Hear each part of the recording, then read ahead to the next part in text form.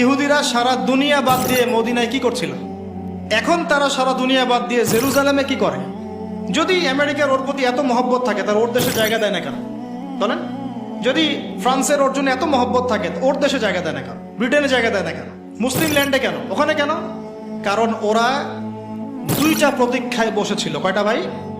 এক, ওরা ব্যাপক নির্যাতিত হচ্ছিল।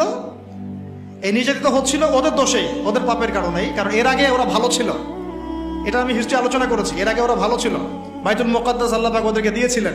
যখনই ফাসাদ করেছে আল্লাহ বের করে দিয়েছে, আবার ফাসাদ আবার বের করে দিয়েছে। এই করতে করতে শেষে গিয়ে ওরা দুইটা সুযোগ খালি বাকি ছিল। এক, ওদের একজন মাসিহ আসবে, যেই মাসিহ আসলে তারা আবারও সেই রুলিং স্টেট হবে। সেই মাসিহকে আল্লাহ পাঠালেন ঈসা আলাইহিস সালাম, তাকে তারা হত্যার চেষ্টা করবে। বলেছি ওরা নবীদেরকে হত্যা করা জাতি। আল্লাহ পাক ক্ষুব্ধ হলেন, ওদের উপর আবার গজব দিয়ে দিলেন। আরেকটা চান্স বাকি ছিল। এই চান্সটা হচ্ছে তাদের তাওরাতে আছে শেষ নবী একজন আসবেন, যার নাম হবে আহমদ। এখন চিন্তা করলো যে মাসিহকে তো আমরা পেলাম না, শাস্তি হয়ে গেল, অ্যাটলিস্ট শেষ নবীকে যেন পাই, মদিনায় চলো যাই। তো মদিনায় গিয়ে তারা বসে থাকলো। এখন মদিনায় ছিল ওদের তিনটা গোত্র, বনু কোরাইজা, নাম মনে রাখবেন, বনু কাইনুকা, বনু নাজির, তিনটা। কেন বসে আছে ভাই তাহলে এখন মদিনায়?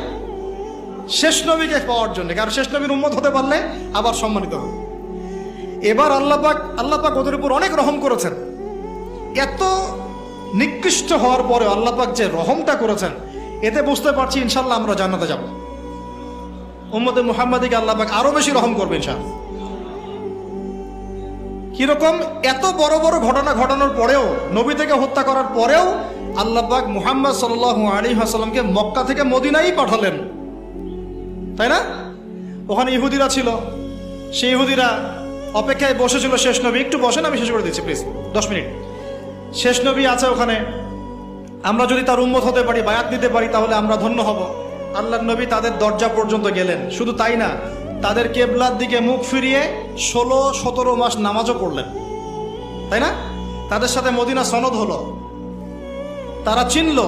কিভাবে চিনলো? সূরা বাকারায় আছে, ইয়ারিফুনাহু কামা ইয়ারিফুনা আবনাআহুম। তারা নিঃসন্দেহে তাকে চিনে, তাকে বলতে আমাদের নবী সাল্লাল্লাহু আলাইহি ওয়াসাল্লামকে চিনে, ঠিক যেমন করে তারা তাদের সন্তানদেরকে চিনে। কেউ কি সন্তানকে চিনতে ভুল করে? তাহলে চেনার পরেও কেন ঈমান আনলো না? হঠকারিতা, হিংসা, আগের উদ্ধত আচরণ, আগের খাসলত, এবং আল্লাহ নবী আসছেন বনু ইসমাইল থেকে, আর ওরা হচ্ছে বনু ইসরাইল। এখানে সমস্যা, এই সমস্যার কারণ। 17 মাস সময় ছিল, ব্যাস বন্ধ।